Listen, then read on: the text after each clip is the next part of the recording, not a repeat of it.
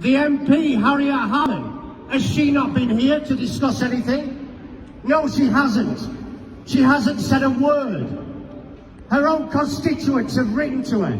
She doesn't say anything. So what is going on? What is going on?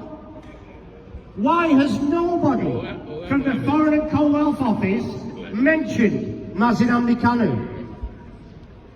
How can you have a British citizen travelling on a British passport kidnapped in Kenya on June the 19th?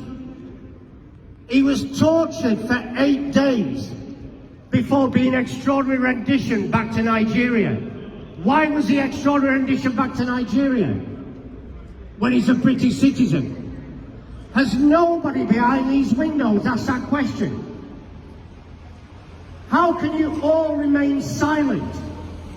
How can you all pretend that you can't see anything going on? It's all over social media. Catriona Lang, the High Commissioner for the UK in Abuja, has done nothing. She gets tagged in every single tweet that tweets about Mazin Amnikanu and extraordinary rendition. She doesn't reply to anybody. You ask a question, she blocks you. Is that really someone in her position? Is that really something she could be doing? She's done nothing at all. She's a representative of the UK in Nigeria. She represents British citizens in Nigeria. Why has she not represented Mazin Amnikanu? Why is the total silence? You've got another protest next to us here, a lady called Nazanin. Nobody's helping her either. She's a British citizen. What is going on in this country? The 67 to 70 Biafran war, it wasn't a war. It was a genocide. And the UK was complicit in genocide.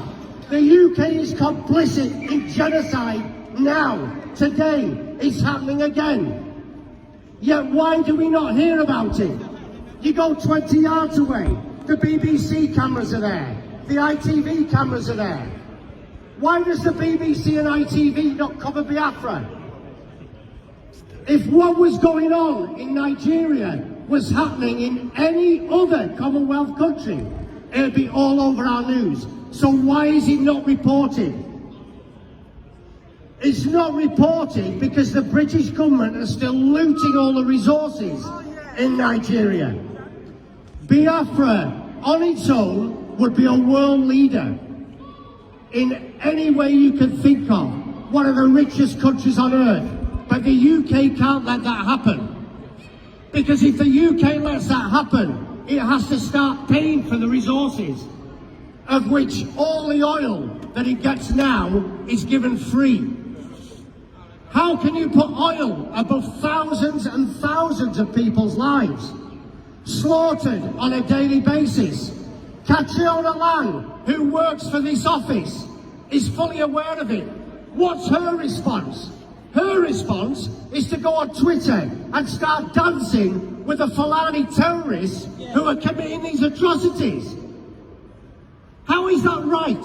Ask yourself a question. How can we stay silent when this is happening? You can turn a blind eye. You can remain silent. You can do nothing at all.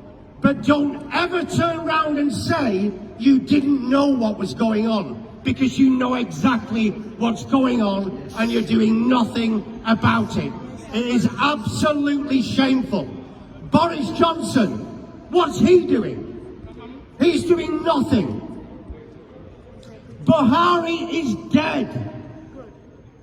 Buhari died in London in February 2017. That's right. He died in London in 2017. So why do you still put this charade out that Buhari's coming to London? Buhari's coming for medical treatment. The man died in 2017. Yes.